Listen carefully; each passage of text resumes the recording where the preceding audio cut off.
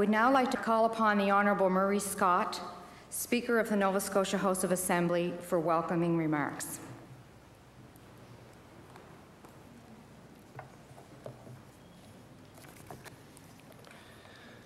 Your Honours, Premier Ham, members of the Provincial Cabinet, Mr. and Mrs. Abraham, Mr. and Mrs. Kinley, Consul General of the United States, colleagues in the Legislature, members of the Loyal Societies, distinguished guests, ladies and gentlemen, welcome. It is my pleasure as Speaker of the House of Assembly to co-host this special event today. I'm particularly delighted to welcome all of you to Province House. Many great milestones have been achieved or marked within this building. The Confederation debates, the creation of the freedom of the press, the swearing in of Governors General, and many royal visits have all taken place here. As Canada's oldest seat of government, these four walls have seen more history be made than any other legislature in this country. Today, we add another significant event to the list, the celebration of our Queen's Golden Jubilee. The ties between this province and the monarchy have always been strong, and Province House has played a major role in maintaining those ties. Since 1819, this site has been host to royal visitors on many occasions.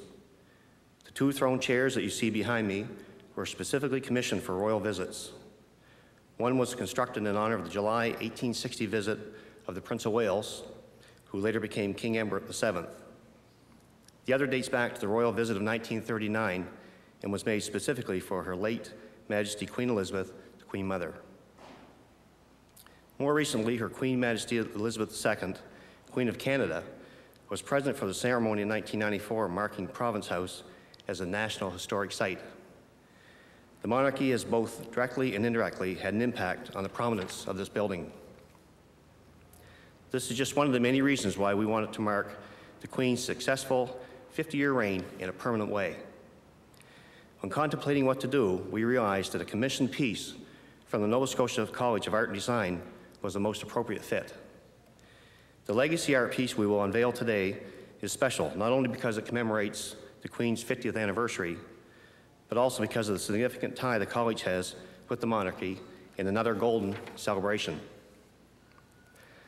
The college was founded by Anna Leon Owens in 1887 in celebration of Queen Victoria's Jubilee. The school was originally called the Victoria School of Art and Design and was located just across the street where the Bank of Nova Scotia now stands. It officially became the Nova Scotia College of Art and Design in 1969. Due to this relationship, we approached the college about having a student create a legacy piece. 6 students were identified by college officials, and each was asked to submit a proposal. It was Tracy Van Duel's proposal that won due to its relevance to the Jubilee themes and her use of Nova Scotia materials. I take this opportunity to thank all the students for their submissions. They were all very well done, but unfortunately we had the difficult task of choosing just one. The art piece, masterfully created by Tracy, will serve as a lasting legacy to the Queen's Jubilee. It will reside at Province House on a permanent basis for all Nova Scotians and visitors to enjoy. Again, thank you very much for joining us today. Please make sure you stay for the reception afterwards and have a close look at this wonderful piece that Tracy has designed for Province House. Thank you very much.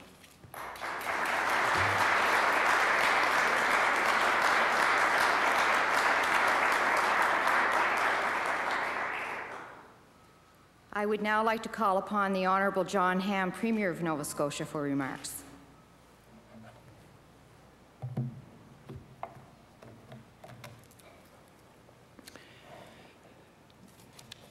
Thank you, Colleen. Your Honours, Mr. Speaker, members of the Provincial Cabinet, members of the Legislative Assembly, Mr. and Mrs. Abraham, Mr. and Mrs. Kinley, Consul of the United States,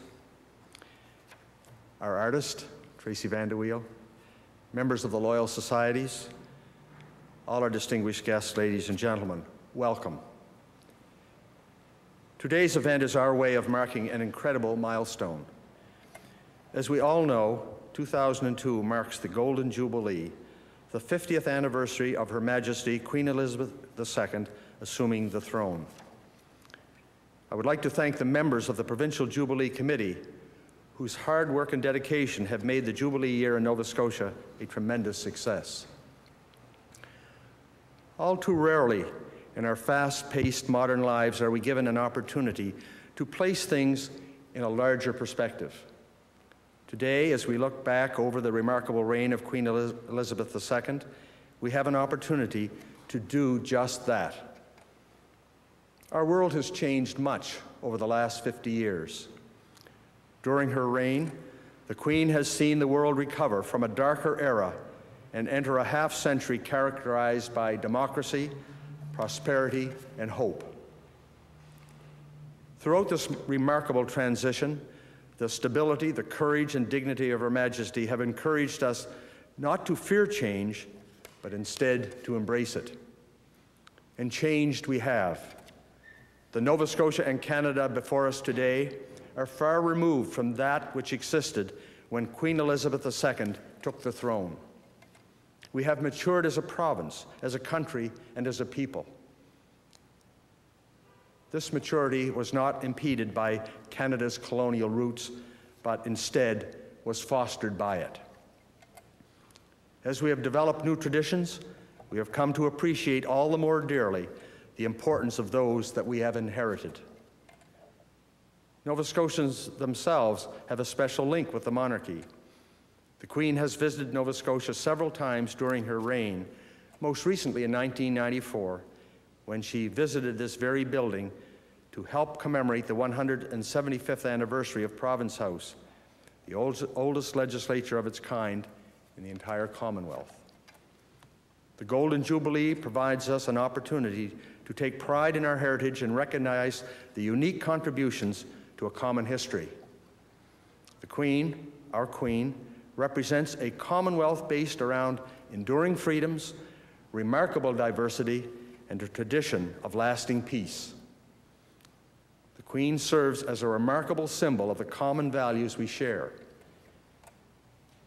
It is in the spirit of preserving these traditions for future generations that we have partnered with Heritage Canada to provide framed Jubilee portraits of Her Majesty to every public school in our province.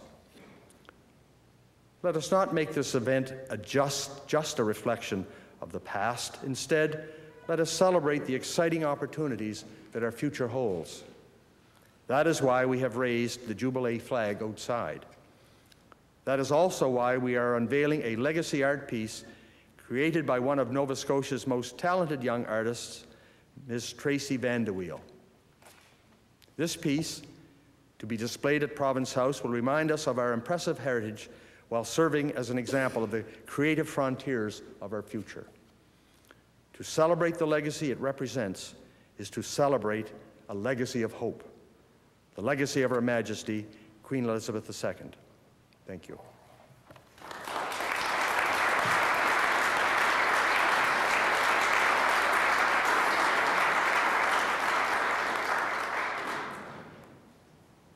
I would now like to call upon Her Honour, the Honourable Myra Freeman, Lieutenant Governor of Nova Scotia, for remarks.